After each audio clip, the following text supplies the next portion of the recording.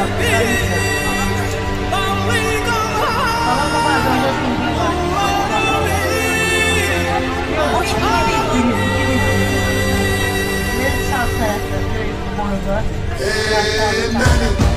ağlayanla birlikte Qarabağda qaralar bağlayanla birlikte 70-50 yaşlı silə bilmir Qarabağ azadlıq gəldi, lakin güllə bilmir Qarabağ dünya duysun bu səsi, bu səs şərqin səsidir Peyğəmbərin etdiğindəki vergin səsidir Bu səs Azərbaycanın, bu səs Türkün səsidir Bu erməni qəst etdi